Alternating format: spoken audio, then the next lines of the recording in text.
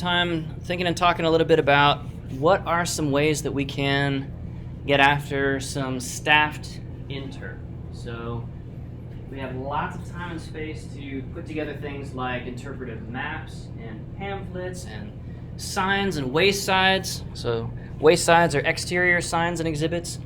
Signs we'll call interior or enclosed inside of a building, or at least under a roof. Signs and panels and triptychs or diptychs, so 3 or 2 section panel systems, and so forth.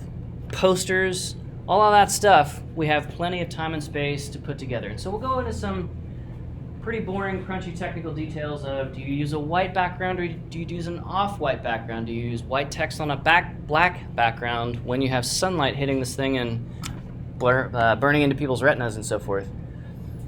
But for the staffed Interp, that's where the interesting stuff gets to happen. This is where you get to practice standing up and taking us through some interesting things. So just to kind of prime your pump and give you a sense of what some of these different staffed modalities look like, let's take a look at a few examples. So here's an amphitheater talk, our first type of at, let's see if we can get this to Grand Canyon here.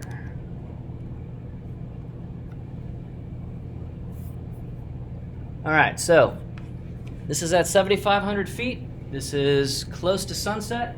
This is a video from my shaky cell phone cam, so not great video, not great audio. The sense is, when we are sitting right on the edge of the Grand Canyon, in front of about a 500-foot cliff at the upper end of the canyon, closer to Vermilion Cliffs than down towards Las Vegas,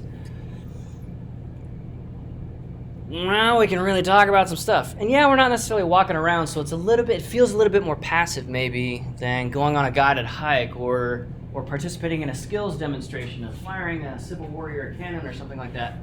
But when we have up close and professionally captured photographs of some of the bird species like California condor and so forth, some of which are pretty rare, common ravens and so forth, like we are in the environment looking at the thing. So we won't watch all of these examples end to end, but just to give you a sense of this. The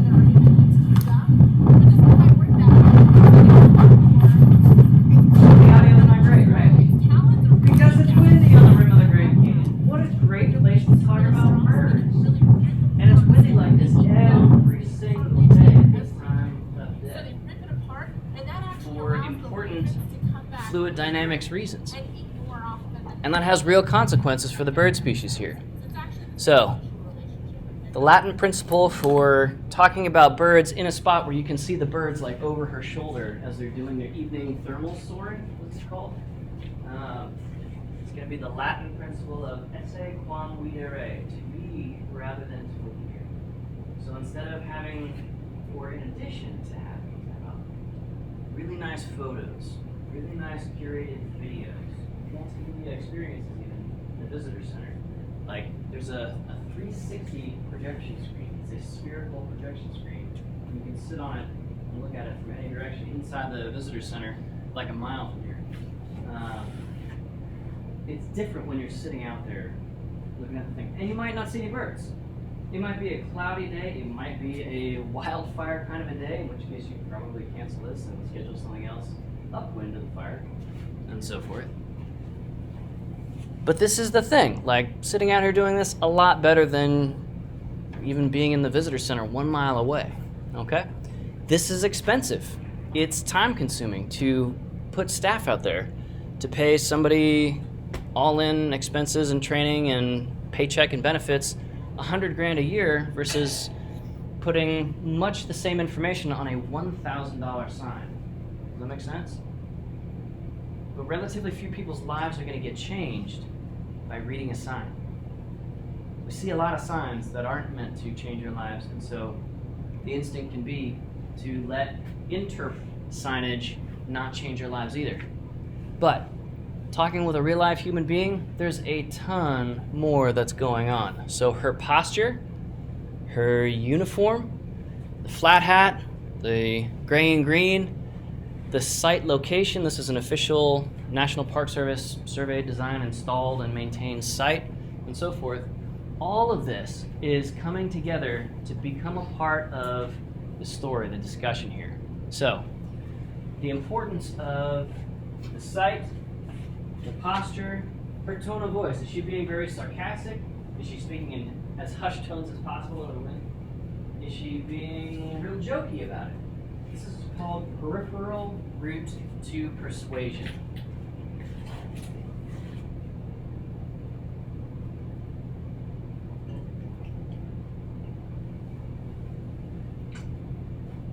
It can be the exact same message as what you receive from a sign.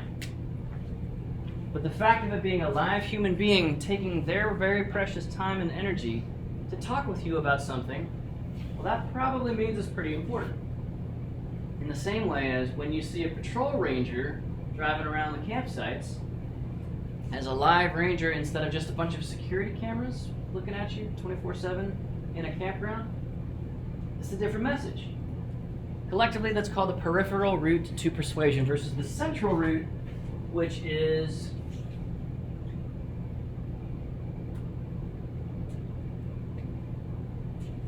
the information content itself, the facts. So, in staffed interpretation, and here we're seeing it with our very first example, in particular in an amphitheater talk, which is really just a bunch of benches sort of arrayed around a central point where she's standing, in this case. We get this idea of, okay, you're not just putting together the content, the stuff in that outline, our 5-part outline we've been talking about so far. It's also, what kind of language am I going to use? Am I going to sprinkle a bunch of jokes in with this? Am I going to be very sort of hushed and respectful and contemplative, almost somber, talking about something like a burial site? These are meaningful decisions. You get to make them. And we'll talk about, if you don't feel like you're a very funny person, we'll talk later in the semester about a couple of different theories of humor and how to construct jokes for professional use. That is one of our funner class sessions, I think. All right? So, this is a thing. All right, let's get to our next example.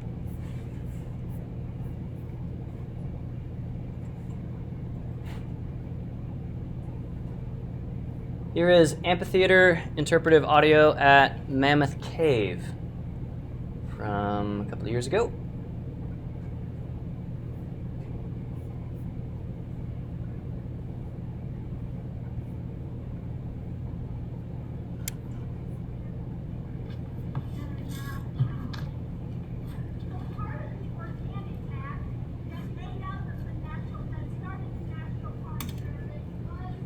So we're sitting in the dark in front of a huge PowerPoint screen. There are bats flying overhead. There's a fire pit over to one side, which is a big roaring bonfire. They get that going about an hour before the Interp gets started, so it's nice and hot. Helps kind of keeps the bugs away a little bit as well. And she's taking us through the history of the national park system. Right now she's talking about the Organic Act of 1916. So, you know, talking about legislation in Congress and stuff like that is super exciting. Pretty cool. The whole message, the whole theme of this particular talk, even if we can't hear it real well, is that this is how this land is your land, this land is my land, from California to the New York Islands. This is how this gets operationalized. This is where the rubber meets the road. We say these things are important about freedom and self-determination and the glorious, amazing, unique, exceptional natural resources of the United States and all of the cultures that have come to be a part of what is now the United States. If all that's out there and we want to claim to be an exceptional country, then the national park system is one way in which we can point to say, this is how we did it. This is how we're doing it. This is real, this is for you. So at one national park, let's use Mammoth Cave itself as the broad topic and as an excuse to talk about a whole bunch of other national parks that, quite frankly, most of us could probably rattle off a dozen or more national parks. There are over 400 units in the national park system. And so a lot of people are missing out on a lot of this land being your land, this land being my land, this land is ours. Let's do some interesting things. Let's encounter some stuff that challenges us, that inspires us, and so on and so forth, okay?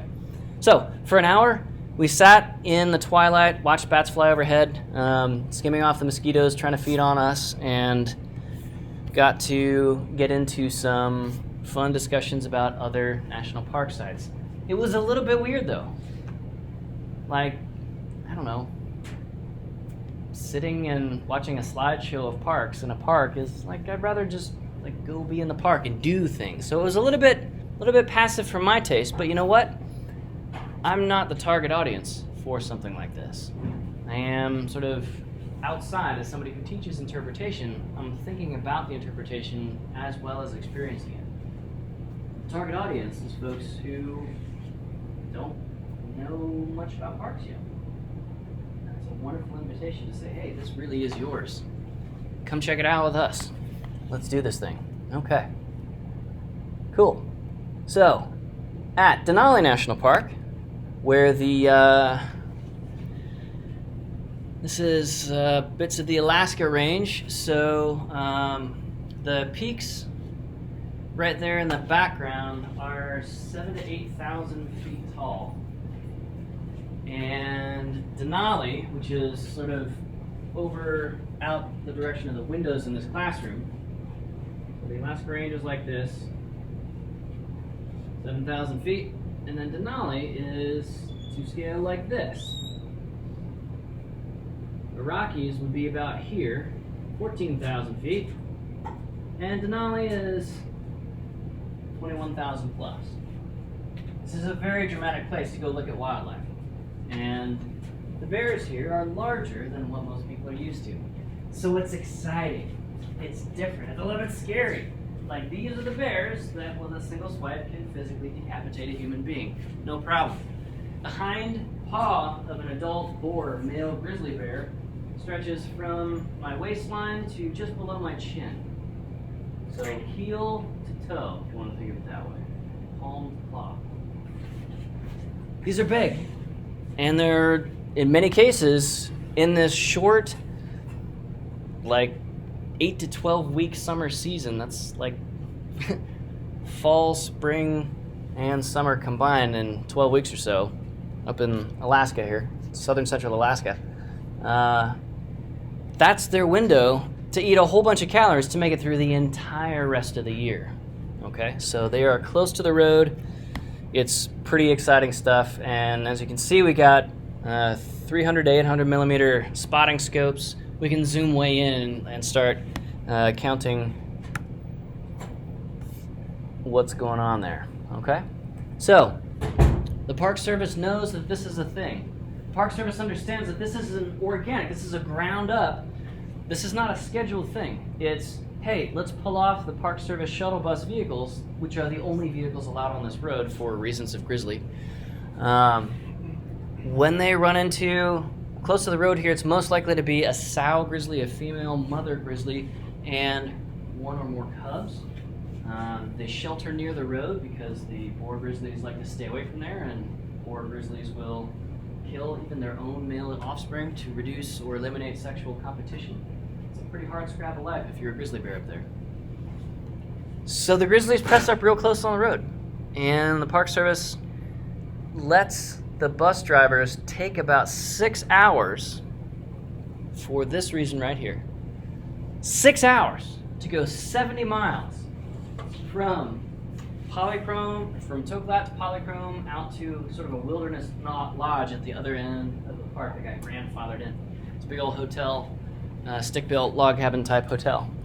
And it takes 7 hours to go 70 miles because of this. You're stopping every 5-10 miles to look at the caribou, the reindeer, or the Dall sheep, or the grizzly bears, or whatever, and just talking about them in a very sort of organic way.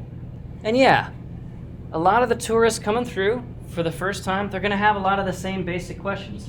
Oh, look at that big guy. Actually, that's a sow. You can see the cubs, and daddy and son don't really get along real well. Big family issues, you know, and so forth. So you're going to be answering a lot of the same questions. That gives you a sort of well-expected basis from which to blast off. That make sense? All right. Has anybody ever been on a drive like this with a ranger where it's kind of they really treat this kind of like a Kruger National Park wildlife safari sort of a thing? Let's drive for a little bit, see what we see, and we'll eventually get to our destination, but the journey is really the destination on this journey. It's only 70 miles, but let's take 6 hours to go 70 miles. Anybody ever been on a drive like that? Okay. Do it if you get the chance. The Shawnee, for example, does some history bus tours across the Shawnee. Did you know that? Pretty cool stuff. All right, so this would be roadside or so-called wayside staffed interpretation. Typically, waysides are like installed permanent things. If you've ever seen like a bronze historical marker plaque on the side of the road, that's a wayside. Here at Denali National Park, the entire 6 million interior core area through which this road cuts is all interior wilderness. Like, this is core wilderness habitat. Aside from this road, which is an in-holding and existed before it was designated as wilderness, so it got to stay. But this is a pretty cool thing, and in wilderness, we're not really allowed to have structures like waysides. We're not allowed to have, in Denali's particular case, we're not even allowed to have hiking trails, because that's part of the constructed environment, and this is a wilderness area, and Congress set this one up specifically as a trackless wilderness. So, you can talk with visitors about stuff like that. We're here to see grizzly bears, but along the way, hey, let's talk about... So you might notice that we're in buses today. We're not walking along this road. And even though this is a wilderness area, and you would expect us to be walking generally instead of taking big old smelly diesel buses, you're noticing maybe kind of an incongruity there. Or maybe most folks are just fascinated with the grizzly bears and trying to get that cell phone photo through the spotting scope and stuff like that. But it's entree to talk about other things about why Denali is so wild, why it is the way it is, opening up some of the subtle details on this landscape, both the human landscape of it and the physical ecological landscape of it, in ways that folks aren't necessarily expecting. So, when you get to the comfort station at Polychrome Pass, which is a beautiful spot, there are bathrooms there, some small facilities you can retreat into in case of bear attacks, stuff like that. This is a way to start talking about more than just the obvious thing the folks came from. This is where your expertise, this is where your passion for the topic, being a wilderness ranger at Denali National Park is a passion-driven career choice. This is where that gets to get transferred out in a bus ride, okay? So we want to use staffed interp to capture stuff like that. All right, here is, this is also at Grand Canyon National Park, South Rim Village. This is a park ranger. This is so wholesome it's disgusting. Checking through junior ranger guidebooks, junior rangers. And he's swearing people in, he's answering questions, he is describing to them what it's like to be a ranger, to kids and to the adults who might low-key be wanting to like apply to the Park Service because they hate their office people job.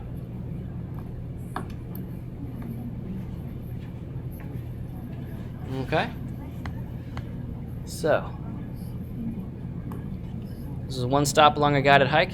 This was a bit of an unusual one in the sense of this was a history or a historic interpretation guided hike at the south rim of the Grand Canyon. So the idea here was there's a whole bunch of historic lodges and archaeology sites and museums, like museums for famous photographers, famous painters. A lot of folks, converge in this spot to capture things either to canvas or to film or whatever. And so this hike was all about that. And half the time when we were in and around any of these like museums and so forth on this hike, people were looking sideways out onto the canyon because the canyon's freaking gorgeous, and it's right there. Some of these structures are built almost cantilevered out onto the canyon. So if this is the rim, and this is South Rim Village, and that's the canyon down there, so this might be a 1,000-foot cliff right here. Some of the buildings are built like this.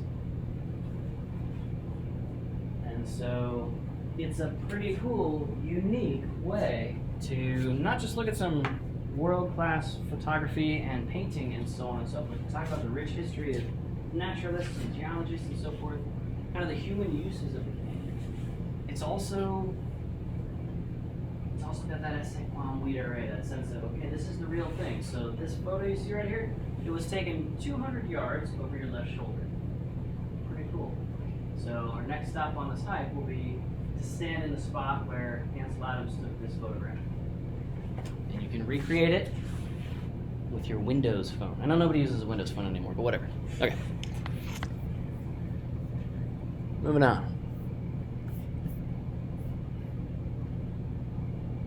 This is another audio clip at Mammoth Cave, but taking us through basically a gunpowder mine, a saltpeter mine at Mammoth Cave, which captures folks a little bit off guard. Most folks are generally arriving to the Grand Canyon, again, to think of the natural history, the fluvial geomorphology and the karst geomorph of cave formation in wet environments here in the eastern United States.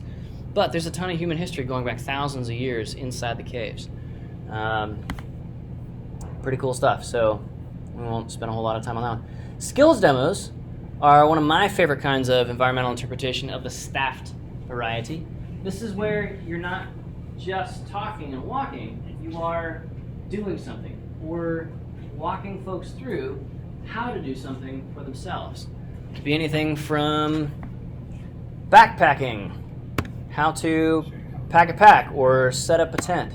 It could be anything like the SIU Barbecue Club. One guy's project in this class was to interpret barbecue and sort of what all goes into this. This is more than just heating up a grill and so forth. It's food chemistry, it's history, it is relationship with animal husbandry and natural world around us. It is cultures. Almost every culture has some category for cooked meat and so forth. Okay? So, skills demos can be, again, truly anything. How to bowl, or how to, as a forester, set up very specific sub-varietals of maple as the strip wood for bowling lane. There's a lot of technical expertise that goes into it, and sometimes you get somebody who's been bowling their whole life, and they get pretty curious about it. So with that group of folks, you can go on a deeper dive. Here's how we mill that wood. Here's how we lay it. Here's how we polish and varnish it to make that just buttery smooth, dangerously smooth bowling lane surface. Campsite selection, fishing rod selection, golfing, lacrosse, shore casting. Golly, there are so many. How to tire change, how to do watercolor painting, and so on and so forth. Right? So this could be anything from skill demonstration like at the home place, the 1850s era American working farm at Land Between the Lakes, where everyone's in period accurate getup. And doing animal husbandry and plowing the fields and drying tobacco and spitting tobacco and so on and so forth. Like, that's their job each day. And then as folks wander around that farm in a living history context, as one form of staff environmental interpretation.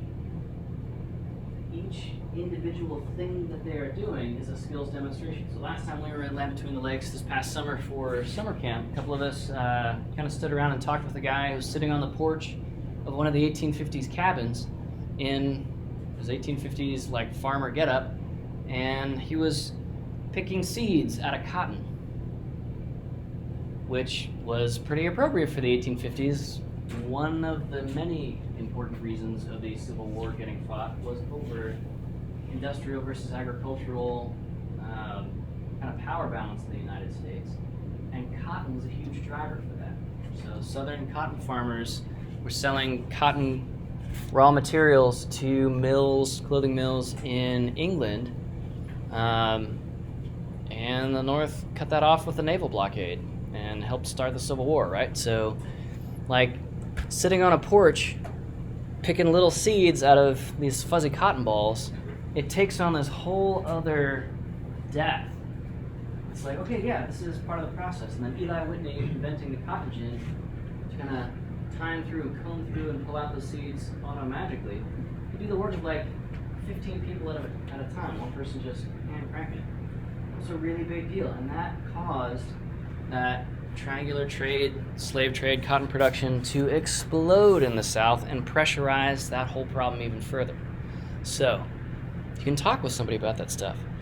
And in the skills demonstration, just chat about whatever aspects of it people are curious about, whatever aspects of it interest you. You don't have to deliver a dissertation. It's just, well, right now I'm picking seeds out, and the cotton from this end of the field, the low, wet end of the field, looks really different than these puffballs in this other basket. It's the same field, the high, dry end of the field. Can you guys see the difference here? Okay, so let's talk about that for a second. And now we're talking about surface water management and so forth. So it's a very sort of organic, bottom-up way to do stuff. In other years, we've seen that same guy rehandling his axes and mauls and stuff like that. So carving down sections of log to make, a double-bitted or single-bitted axe handle so that they can chop down a couple more trees nearby and hand shake their shingles with a draw knife and so forth. A lot of manual labor to demonstrate all the different parts of what it meant to sort of stay alive on an 1850s hill farm in northern Tennessee or southern Kentucky in the 1850s. Okay, cool. So skill demos could be anything. One thing I am just dying to do is get a whole bunch of flint and knaps and points and knives and scrapers and stuff like that, like some late Neolithic tools and stuff like that. I think that'd be so much fun. And sure, it's like hard, slow work, and it's pretty fragile stuff, and yeah, you're gonna have to put new edges on knives and stuff like that over and over, but I mean, that's half the fun, right? If I just need a knife, I can just go to the hardware store and get some cheap chromium steel pocket knife or whatever. But there's something different about having made it yourself, yeah? Okay, cool. So it can be anything like that. It can be primitive skills, it can be any sort of sport or anything. It can be an industrial process that you're demonstrating. Skills demos are a lot of fun. So if you're kind of like the crafty or hobbyist or like backwoods survivalist, I go out there with a knife and some matches and maybe a sock kind of a person, aim your Interp in that direction and lean heavily into skills demos for this semester. All right, cool. Let's take another look at living history. And just a quick talk on this, and then let's head outside. Let's see, yeah, we're doing fine on time. Cool. All right, so the idea with living history is pretty much that we have entree to help nowadays kind of come alive for a first time. Help take history out of the books and into a sense of, okay, so this is how this actually worked, instead of like the official narrative of George Washington chopping down the cherry tree and saying, I cannot tell a lie, I took down this cherry tree. And so forth. We have the opportunity to pick through things like that and be like, okay, so what was George Washington really like? Let's read a bunch of his letters. Let's put our hands on the kinds of clothing he wore. So here are some period-accurate replica Revolutionary War uniforms. How tall was George Washington? Like, here's a leather belt set to his waist size, and so on and so forth. Here's a replica set of wooden teeth, like Mahaji was talking about last week. So Living history interpretation is a powerful thing. It is also a little bit less common than some of these other forms of techniques because at the 1850s Living History Farm, the home place in Kentucky over Land Between the Lakes, you gotta have home place in order to do that. Otherwise there's not the cabins, not the smokehouse, not the hen house or the pig pen or any of that stuff. You need the physical installation in most cases for this. Has anybody been to Colonial Williamsburg before? A little bit far west for that one.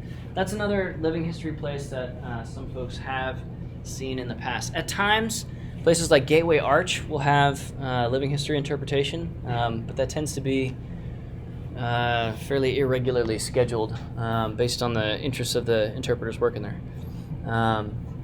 So with living history interpretation, like we saw with Shelton Johnson interpreting Elise Bowman in our first week of classes, you got to be real careful to not run aground or let people run aground of their current, maybe poorly informed assumptions about who individuals or who people groups were at that historic time. The farther back you go in history, the harder this becomes. It feels more abstract to talk about folks in ancient Greece or whatever than it does to talk about folks from the 1990s, But 1990s would be a living history form of interp as well, or it could be. We saw in Elise Bowman, portrayed by Shelton Johnson, a hypothetical that is not a single actual individual, but a hypothetical, meaning we're going to use our imaginations to fill in the gaps here, but we're going to anchor this on as much solid, correct, historical, documented information as we can. So hypothetical, we're going to add to our list of figurative language techniques.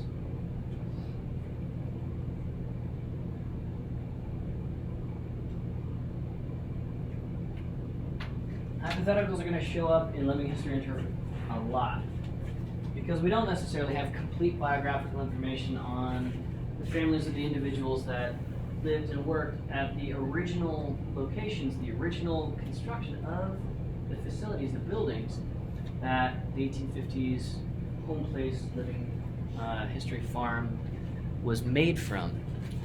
We have some names. That's kind of about it for some of them.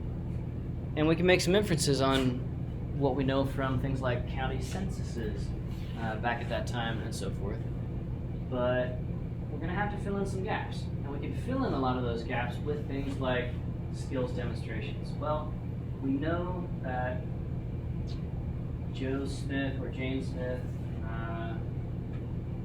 we know that they probably had rough callous hands. We don't have any documentation of that. But our hypothetical or reconstructed version of Joe or Jane Smith, we have calluses because this is a living history farm, and with these skill demonstrations and just running a farm and taking care of the animals in an ethical way, that means we develop these calluses. So you can see how life on that farm plays out in the texture of the living history interpreter's hands and so forth. So living history interpretation is storytelling through the method of a hypothetical, putting together as much historical documentation and fact into characters, into individuals, and saying this is as close as we can get to actually talking with them based on everything that we know. Okay? It takes a little bit of a storytelling flair. So very, very, very commonly, we get living history at Civil War sites. Anybody ever been to a national battlefield? Okay? Where did you go? Anybody? Gettysburg. Anybody else? To Gettysburg. All right. Okay. Anybody been to like Shiloh, Tennessee? Yeah. Little Bighorn, out west, right? Okay. Cool. So, Civil War era history is recent enough. About 150 years ago. The sesquicentennial, the 150-year anniversary was 2015, I believe, from the 1865 conclusion of the war. That's in recent enough history that we have a ton of documentation, a ton of even photographs. and lots of archaeological resources and stuff. If you guys like, we'll bring in a French-designed Minet ball. It was a new kind of bullet that was used for the first time in the Civil War, and it was a lot better than just like a round musket ball. It was the first bullet-shaped bullet that war fighting engineers developed, and it was way better at killing than musket balls were. And as a result, tactics haven't really caught up with the technology, and people just got mowed down. Just marching into battle line abreast and shooting at their distant cousins from 100 yards, 200 yards, stuff like that. And it was brutal. But you don't get a sense of that brutality until you go to a place like Gettysburg, and you see, if you go on any of the particular weekends or whatever, where they'll have hundreds or even thousands of reenactors doing living history, reenactment, and interpretation. You don't get a sense of, man, these guys could like see the expressions on each other's faces as they stood and kneeled and reloaded and took a second or 30 seconds or 60 seconds to reload between shots. Meanwhile, there's somebody not too much farther than like the far end of this hallway trying to do the same thing, and we're all speaking the same language, and you can smell the cordite and gunpowder and all this stuff and hear people screaming and stuff like that. Like, you don't really get a sense of that stuff reading it in a book. You don't really even get a sense of that stuff watching a video of it. There's a hyper reality, there's a more than real sense to a lot of war fighting as depicted in movies and so forth. But when you're out there and you can smell the cannon fire and you can feel the boom, the subsonic pressure wave go through your chest as they fire off a cannon 12 or 15 feet away as a living history demonstration, now you start to get it of what these people went through. And it's much more impactful in that way. So, Lewis and Clark journey back in sort of before World War II. The Pioneer Days, the Wild West, which closed in 1890. So, this is a way to take an entire slice of history in an entire region, and through that process of storytelling, through that process of reconstructing detailed individual hypotheticals, people with real names attached to them and so forth. This is how we take something as big as the Civil War, which is way too much information for anybody to really deal with, and just see it at an eye-level view instead of at a 40,000-foot view, and get a much more visceral sense of it, kind of a guts first versus a cerebral first sense of it. Okay, so living history is awesome, and you as the interpreter get to, or you need to, be mindful about the degree of asides. So asides are where you kind of break that fourth wall. So immersion, if it's 100% immersion, you're never talking to your participants. You are talking with other living history interpreters or reenactors and so forth. So in a Civil War scene, calling out marching orders or calling out food orders for the chuck wagon or whatever back in camp. That's a full immersion sense. A full aside sense is where you're not doing any of that stuff. You're not issuing any marching orders or reload and fire orders. It's all just talking like I am with you to the audience directly. Those are called asides. So, really effective environmental and specifically historic living history interpretation will generally try to strike some balance between these two. It's powerful to be there first person and see what's going on and hear how people are talking, and how do you get communication to the other end of your battle line, like 50 yards away, but over the sound of cannon fire. You send somebody running with that message, and if they get shot down halfway, well, you send the next person, okay? And you gotta get that message over to the person at the far side of the line. There's a powerful sense to seeing that chaos, to experiencing that chaos, and then with that, the asides are made more powerful as well, because there's a sense of, all right, we've got this whole reality going on here.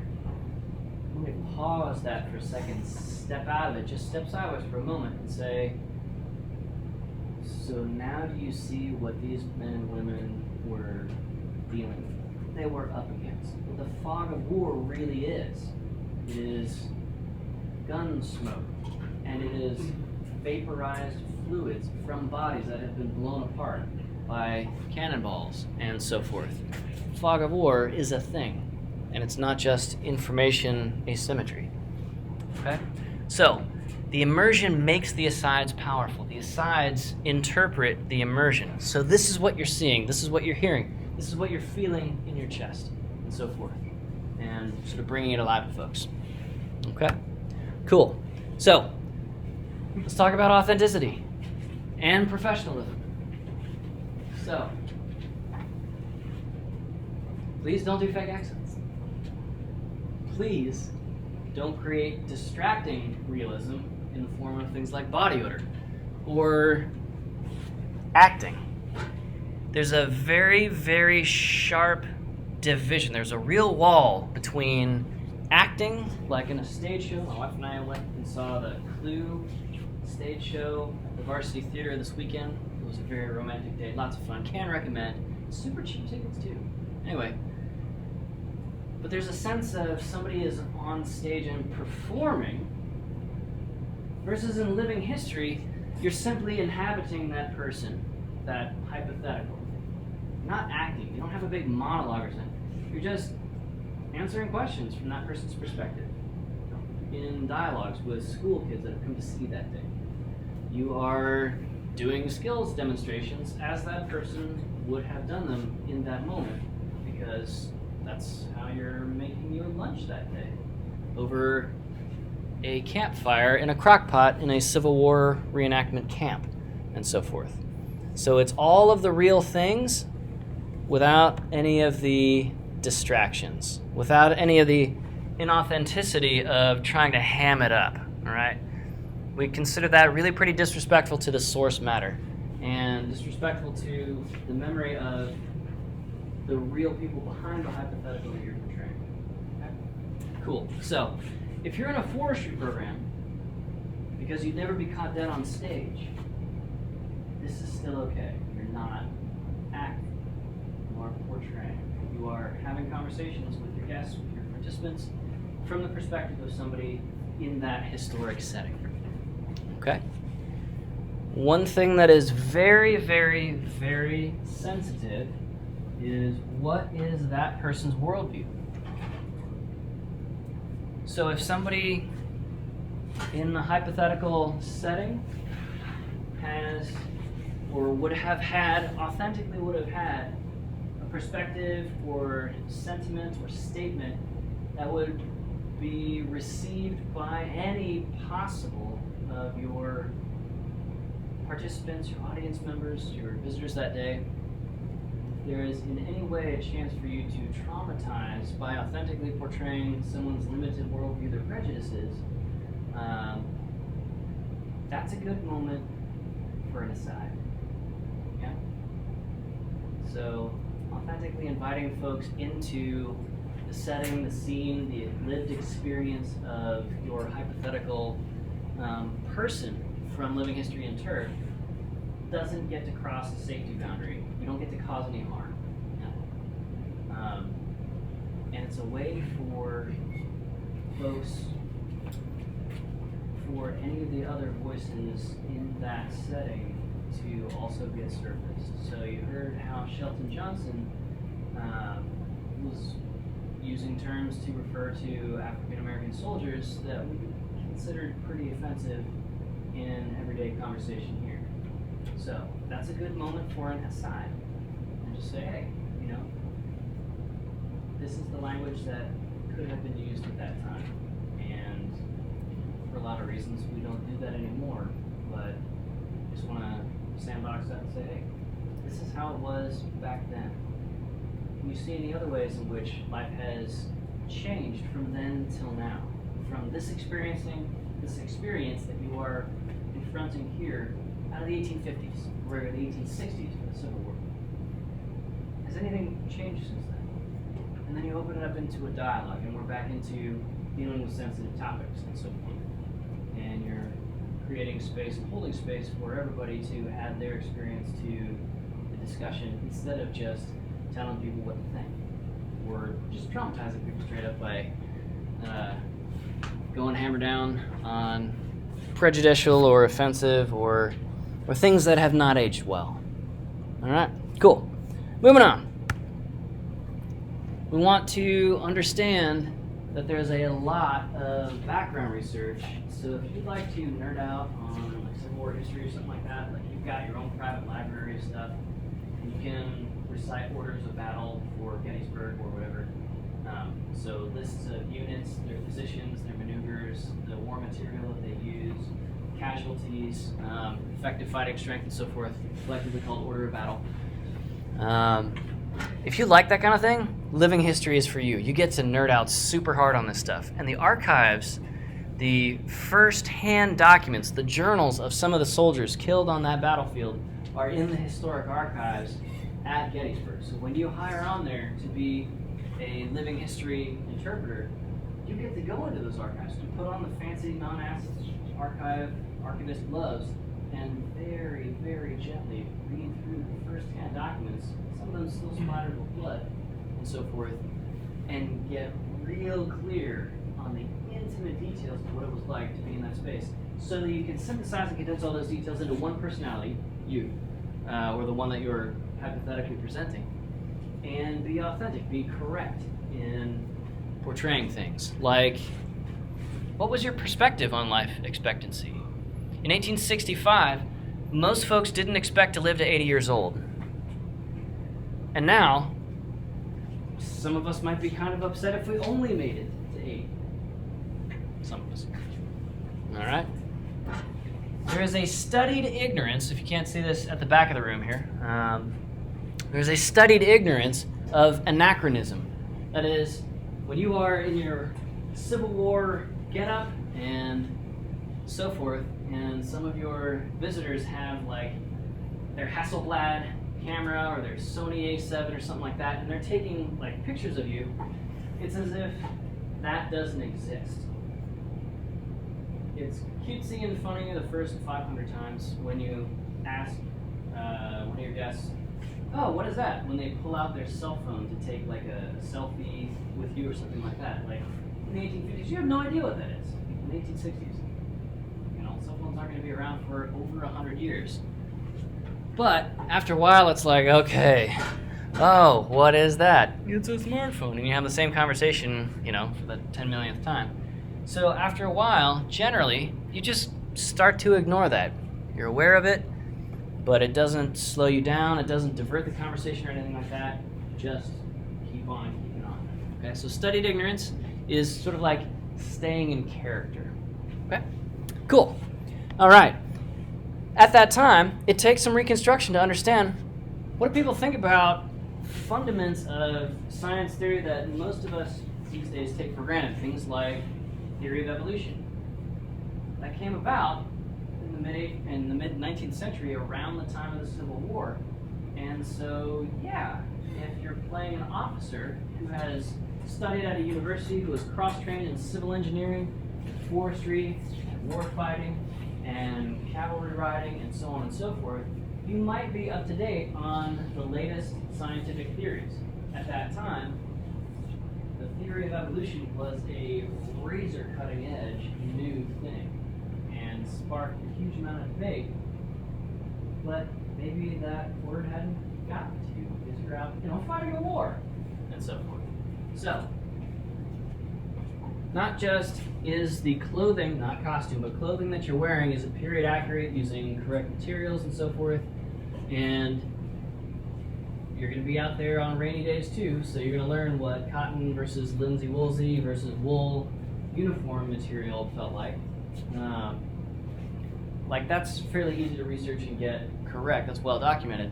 But you have to ask things like, okay, what was the timing? What was the information diffusion on things happening? Okay? If something happened that same day in Washington, D.C., it might be weeks or months until that news percolated out to the Western theater of the war, for example. So as an aside, you can say, hey, this was one of the last battles fought in the Civil War, like the ones down in Texas and Arkansas and stuff like that. They were just so isolated. They just kept fighting for weeks and weeks while, everybody else is like, okay, laying down our arms. We can all just go home now and, start reconstructing and all this stuff and carpetbagging or whatever folks were doing back then. But there were still people fighting and dying for weeks and weeks. Imagine being one of those people. It's like, no fun. Okay. So you gotta pay a lot of attention to dates and times and diffusion of information when you go back into history. And there's a lot of information for that, but it takes some sifting and getting to know. These days on summer camp, when somebody gets a blister or something, we joke about rubbing some dirt on it or put a hot knife to it, you'll be fine. Right, well, back in the day, they had not really a germ theory of illness. Like microorganisms were a new or not yet discovered idea in the 1860s. So, when you get a toe shot off by a soft lead Minet ball, what are you going to do about that? Are you going to take the leg off below the knee for a toe? Yeah, maybe. Because, gangrene is a thing. If you guys ever saw the old movie, Dances with Wolves, it's got a particularly brutal scene at the beginning. The guy's a Civil War, I guess it was an infantry, he was cavalry, he was on a horse at the time. Anyway, he gets shot off of his horse and he's flying into the medic's tent and so forth. And he's just laying there with the flies buzzing in the wound and stuff. And in the next tent over, they're holding a guy down and sawing his leg off. And then the surgeon's like, all right, you're next. And he goes off to wash his hands. And the dude grabs a stick and pulls some boots on over the shot off foot and crawls out. And they're like, nope, you're not getting me, buddy. And then the movie starts. And that was a pretty graphic way of illustrating, look, if you lose a toe, you might lose everything. Whereas these days, we have all kinds of reconstruction. We are getting better and better at regenerating things, not even just sewing them back on. We are very, very close to cracking the issue of aging, period. So, what was the perspective that your hypothetical had, or would have had, and so forth and so on? So, historic interpretation, as we've alluded to, has some real capacity to blunder into some nasty, nasty side conversations. And these can be very constructive, done well. This can be the point, done well. Or it can be a total disaster where they sort of name the problem after you and teach it in classrooms forever and ever. All right? So, here's a not PC, but lifted from an older version of interpretive manuals. Can a non-Indian interpret Indians? We're going to assume that they were referring to South Asians. Moving on.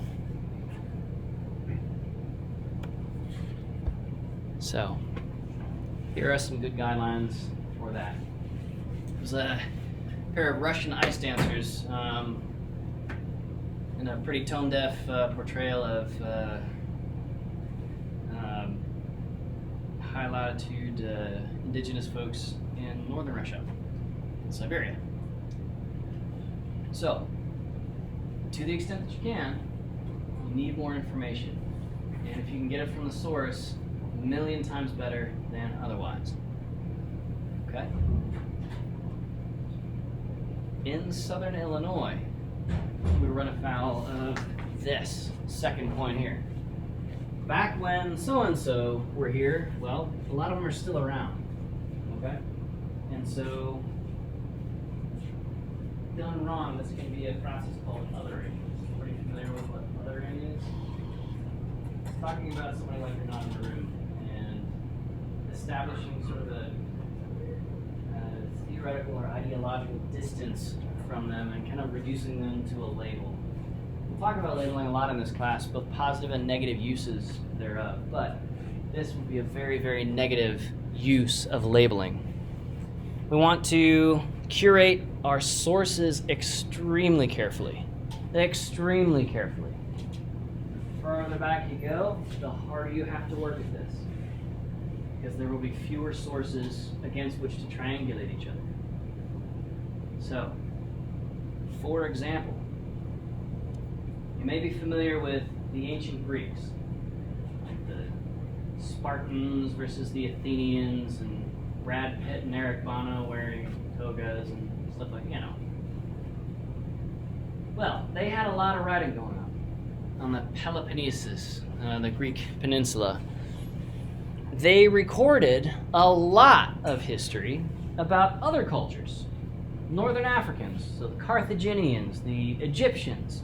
The Egyptians a little bit later on, like the Ptolemies. The Greeks wrote a lot of history about the Eastern Mediterranean, so Jordan, modern-day Jordan, Syria, Israel, Palestine, Turkey, places like that. A lot of the cities and city-states in modern-day Turkey, Asia Minor as it would be called today, were Hellenic, Greek culture connected. And one of the cultures that the Greeks wrote a ton about, because they were scared shitless of them, were the Persians. Now the Persians were pretty good record keepers, but they really only kept official, like, government records, tax records, census records, records of battles that they won. Not a lot of records about the battles that they lost, weirdly enough.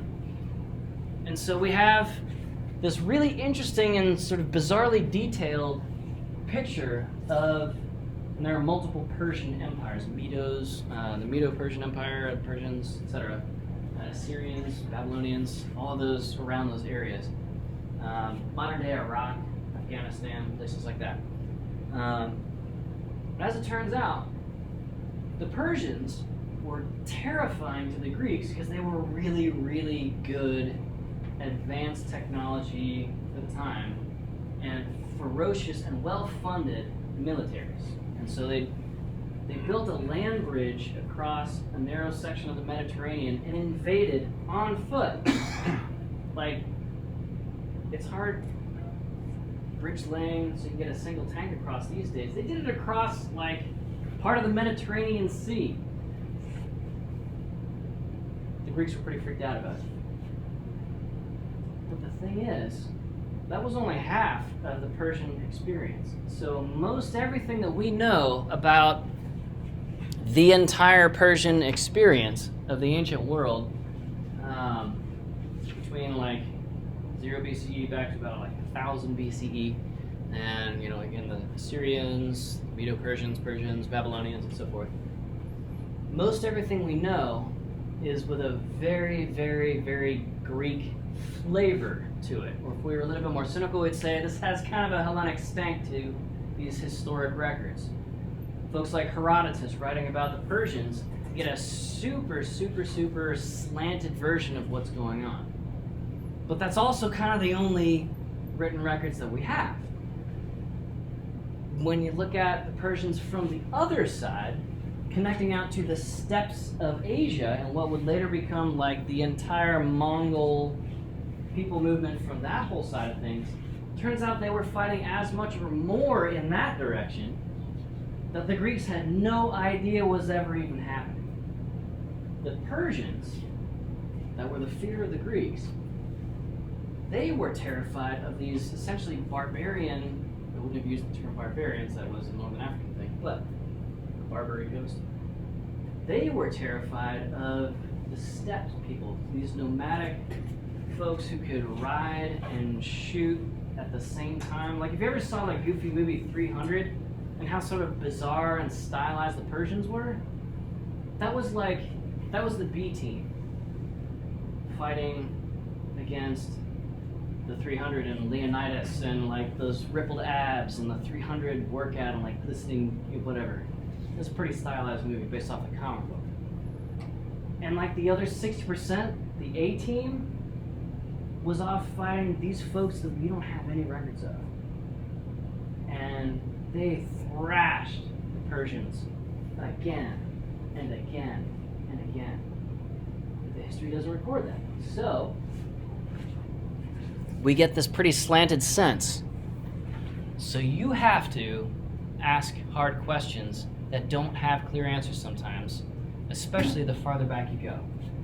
You have to select and consider your factual sources very carefully. In the Civil War, who's writing the records? the white folks. Okay? That comes with a certain set of perspectives, a certain vocabulary, a certain set of things that they're interested in talking about, and other things that they're interested in but not talking about, and other things that they're not interested in and could have talked about. And so among those three areas, we get the minority of what they were interested in and talking about and recording. Okay? So if you like digging deep on stuff like this, man, Living History Interp is for you. If this is not your thing, if you're worried that you'd become this, pair of ice dancers and just really screw it up for everybody, there are lots of other modes of staffed interpretation. No big deal. The best way to do any of this is involve the subject matter, like we've been talking about these past couple of days. Involve the subject matter, right? Involve the descendants.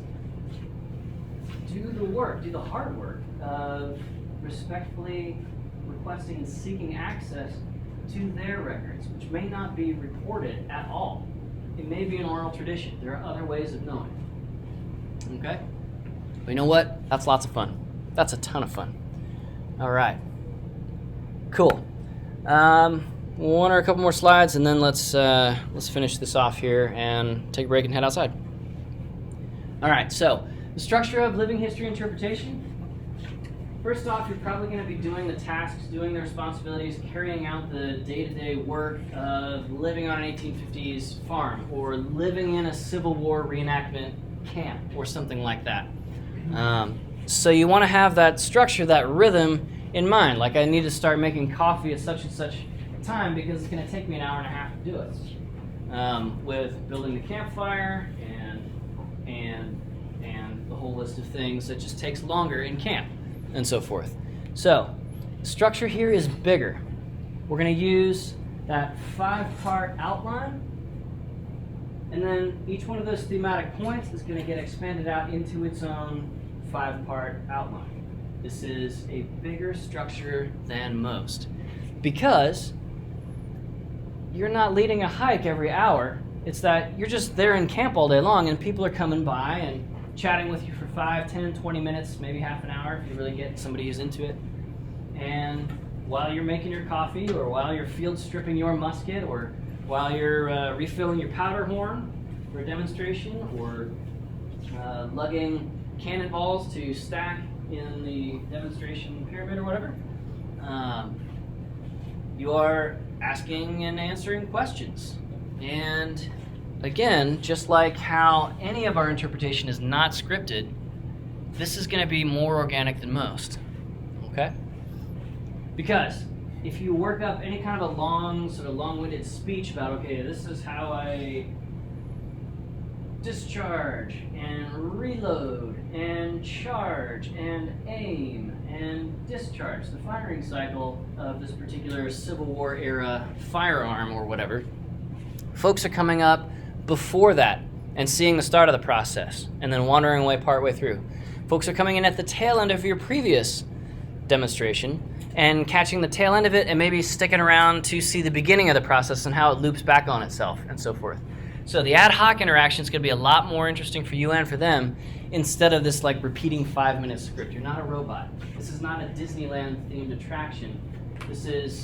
You're a real live human being who's put together a ton of work to be authentic in this, or period accurate and correct in this at least, and we need to create space for those fun emergent interactions. And to the extent that anybody has been to Custer Battlefield National Monument or any of the others, where there are multiple different sides to be presented, most battles have at least 2 sides, right? At least 2. At Custer, they are and have been doing the work to surface the First Nations perspectives, narratives, experiences of that, and sort of the cultural context around it, as well as the well-documented, order of battle, casualty lists, so on and so forth. At Custer Battlefield, Custer's Last Stand, the casualty list was like the whole group.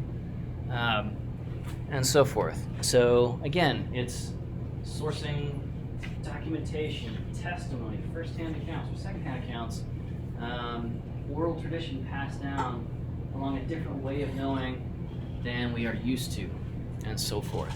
Okay? So, we still want to prepare that outline, still want to have the intro and outro, but you want to have more different ways to go about the same conversations, because people are coming and going as they want to.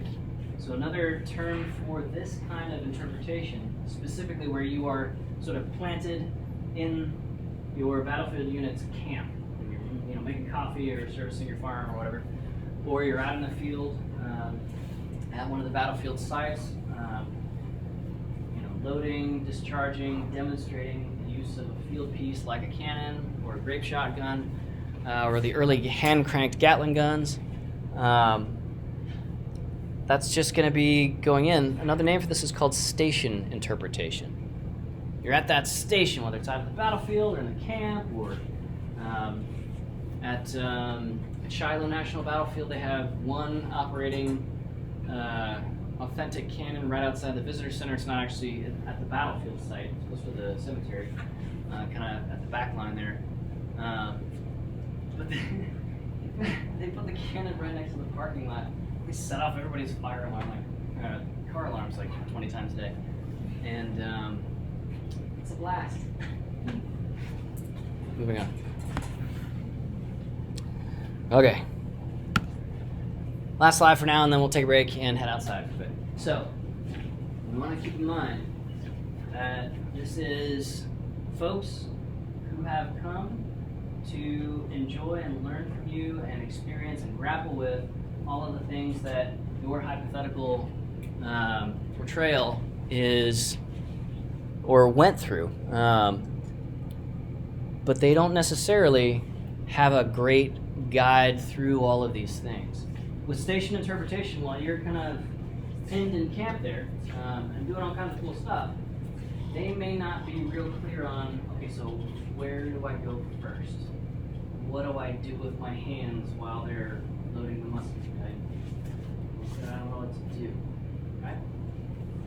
So, people have paid with their time, their money, their focus to be there. You want to make it as easy as possible for them to understand what to do, where to go, and most importantly, how to be.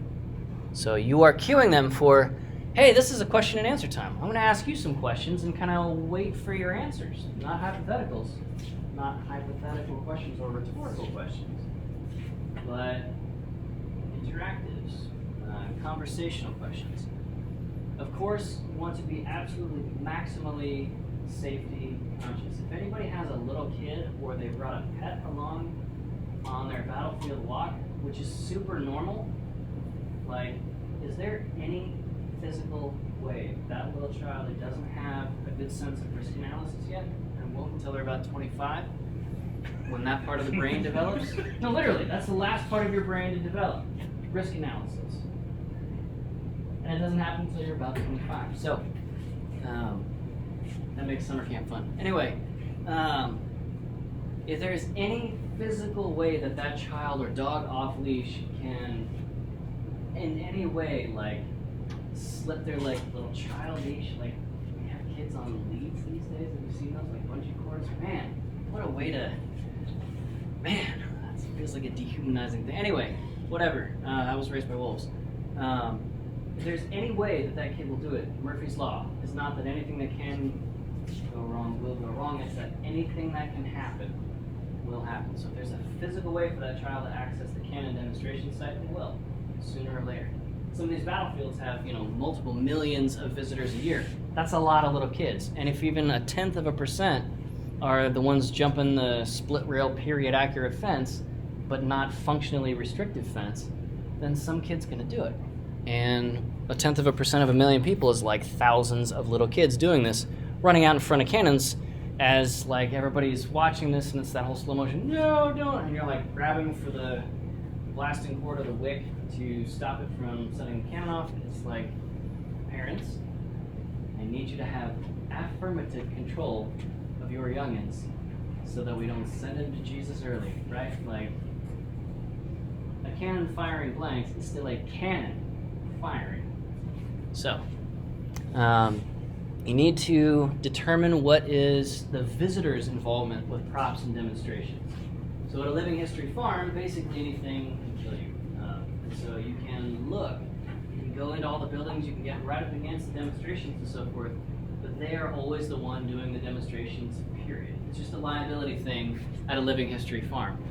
With other forms of station or roving interpretation, where folks are kind of wandering around, like with these Civil War battlefields and so forth, but you are also roving around and making contacts with groups as you see fit. In some cases, maybe some of those demonstrations are perfectly safe. Like you really have to be trying to hurt yourself with like a gyroscope demonstration or anything with water or whatever, and so forth. You can also confront the idea of you can be in the gear, you can be in the setting, you can be steeped in the information, but if for whatever reason it's inappropriate or it's not your particular style to embody that hypothetical person, you can talk about them in the third person and refer to them as them instead of as me, or something like that, okay? Either way you go, first or third person, you're looking for a similar but older concept. Old dead people, they're just like us, right? They still had to solve things of shelter and everything as basic as warmth in the rain up to what is their sense of spiritual purpose or divine mandate, and everything in between. So, similar but older. These were just people like us that had to figure out stuff, and their technology level was different. But the core of what made them human, not so different. Okay? Cool. All right. There's more we could talk about with living history interpretation, but it's kind of boring. So, any questions on living history interpretation? We'll come back to this throughout the semester, and anybody is welcome to do this, especially if you're into bushcraft, survivalism, primitive skills, that kind of thing. That tends to show up like this quite a bit. Okay? Any questions? All right, cool. Let's take a quick, about 3-4 minute break, get some water and so forth, and then we'll head outside for our first outdoor activity.